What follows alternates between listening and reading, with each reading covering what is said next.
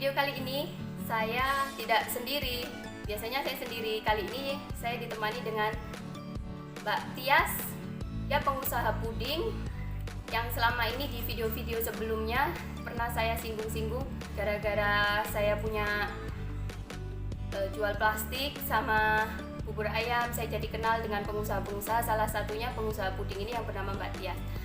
Nanti kita kulik tentang usahanya, bisnisnya, bagaimana sampai dari awal sampai sekarang. Nah, ini dia pengusaha puding itu yang bernama Mbak Tias. Sekarang kita biar lebih dekat, kita kenalan dulu. Monggo Mbak Tias kenalan dulu. Assalamualaikum warahmatullahi wabarakatuh. Perkenalkan, saya Tias. Saya seorang ibu rumah tangga yang mencoba menjalani usaha. Nama usaha saya adalah Tias Puding, dan ini anak saya satu-satunya. Terima kasih. Itu Bisa di ini Mbak, apa? Mungkin pendidikan terakhir apa? Jadi saya pendidikan terakhirnya di Magelang, di Universitas Negeri Tidan Magelang, di jurusan pendidikan bahasa Inggris. Sebenarnya nggak sinkron sih sama usaha saya ya.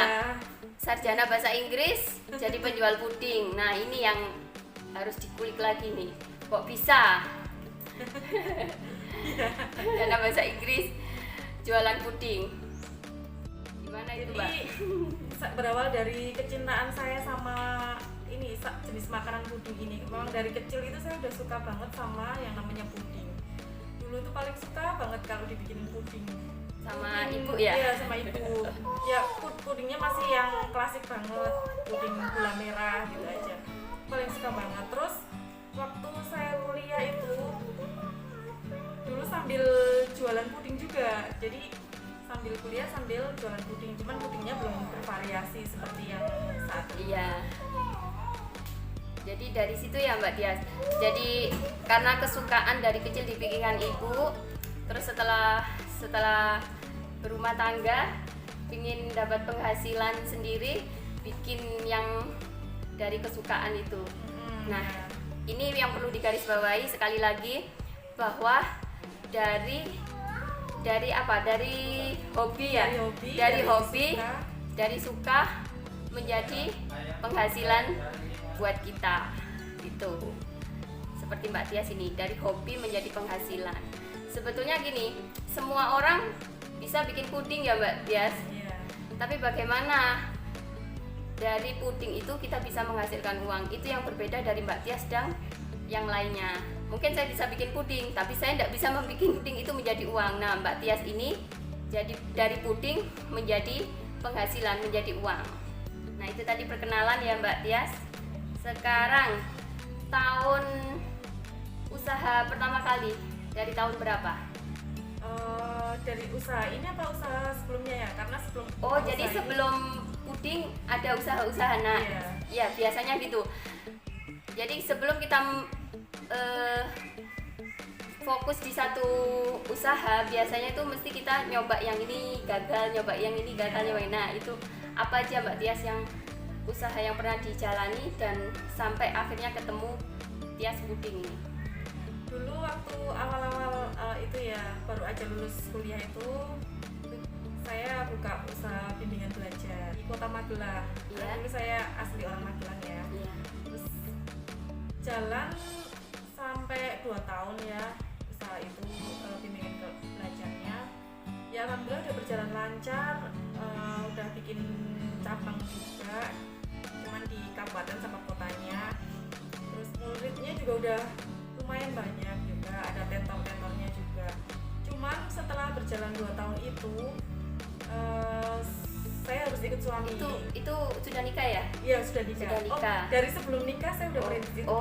Jadi sebelum nikah sudah punya bimbingan belajar. Iya. Sampai setelah nikah. Setelah nikah, kemudian saya nikah dapat suami kerja di Surabaya. Jadi harus ikut suami Iya, ya? jadi saya otomatis harus ikut suami. Iya. Dan meninggalkan semua usaha di Magelang. Gitu. Kebetulan Jadi nggak bisa dilanjutkan. Iya. Ya, Karena bimbingan belajar muridnya di sana terus harus memulai lagi di sini ya. Iya, akhirnya di Gitu. sini ikut suami di Surabaya. Langsung puding. Belum. Jadi awal-awal tadinya membuka usaha bimbingan belajar juga Iya. di Surabaya. Cuman karena kemudian hamil, melahirkan, jadi posisi anak masih kecil nggak mungkin lah Iya. sambil ngelesi Saya, gitu kan. Sulit. Jadi akhirnya saya cari alternatif usaha apa ini ya. Terus karena saya suka bikin puding, awal-awal bikin puding, terus cobalah tawarin ke tetangga. Ya, akhirnya itulah muncul ide untuk oke lah. Ternyata diterima ya sama pasar. Jadi awalnya coba-coba, terus pasar menerima, akhirnya dilanjutkan hingga besar sekarang. Iya. Nah, jadi dari tahun berapa itu Mbak Tias? Ini udah 3 tahun. Jadi ini tahun ketiga ya? Iya, ini tahun ketiga. Nah, dari awal tahun sudah merasakan untung itu ketika berapa bulan? Kan nggak mungkin kan usaha pertama langsung untungnya banyak gitu kan. Jadi ketika sudah merasakan, oh ternyata menyenangkan di sini gitu loh, di puding ini menyenangkan, itu ketika berapa bulan? Itu awal-awal itu lama sih ya, saya setelah setengah tahun, hampir 6 bulan itu barulah ada kenaikan yang sangat drastis. Jadi awal-awal itu omset cuman berapa ya, kadang laku kadang enggak. Pasti itu Iya, ya. jadi awal-awal tuh saya masih sistem nitik. Jadi Mbak. 6 bulan ya. Iya, sampai Nah, 6 bulan itulah. Bunda Trainer, lihat Mbak Tias ini bilang apa? 6 bulan pertama dalam menjalankan Tias Puding ini hasilnya tidak seberapa signifikan ketika di atas 6 bulan. Jadi kita memang harus satu sabar. Iya, super sabar sih ya. Menikmati proses ya Mbak Tias ya. Iya. Dan nggak boleh cengeng, kadang kan ada produknya gini gitu kan, pasti ada pro dan kontra kayak gitu. Iya. Oke lah, tetap gitu. Jadi ketika ada masukan dari pelanggan kita perbaiki, ada masukan dari pelanggan kita perbaiki gitu ya. Ya ini yang disebut proses, kita menikmati proses yang ada dalam suatu bisnis itu kita nikmati. Nah, itu tadi ya kenapa kok memutuskan puding itu ya dari situ. Terus ini pertanyaan selanjutnya. Ini biasanya ibu-ibu ini nomor 1 pertanyaannya. Modal berapa sih untuk awal usaha ini gitu? Iya. Waktu awal-awal usaha ini sebenarnya nggak banyak modalnya ya, karena memang kalau puding kan belum begitu waktu awal-awal karena omset belum besar, otomatis modal juga masih kecil. Nggak banyak banget, saya hanya menyisihkan uang dari suami. Iya. Hanya menyisihkan itu, kemudian saya gunakan untuk membeli bahan-bahan baku. Nggak sampai jutaan lah, nggak sampai jutaan. Paling hanya berapa ratus ribu. Berapa ratus Iya. ribu? Dan Kalau itu- saya menilai puding nggak sampai 500.000 deh Mbak. Iya, iya nggak sampai. Jadi modalnya kecil. Iya, Tapi sangat gimana kecil. caranya kita sebagai ibu-ibu tetap kreatif, bagaimana bisa menyisihkan sedikit uang untuk diputar kembali, uang itu menjadi lebih besar, ada produk dijual, ada untung, diputar lagi jadi modal, diputar lagi jadi modal, seperti itu. Jadi seperti bola es, kalau kecil-kecil menggelinding terus, lama-lama akan modal itu besar. Itu ya Mbak Tias ya. Iya. Nah, kalau awalnya segitu, setelah 3 tahun omsetnya berapa ini Mbak Tias? Berapa ya? Rata-rata aja deh. 1 bulan sampai berapa? 1 bulan, karena yang namanya jualan ya nggak mesti Iya. ya bergelombang, kadang naik kadang turun.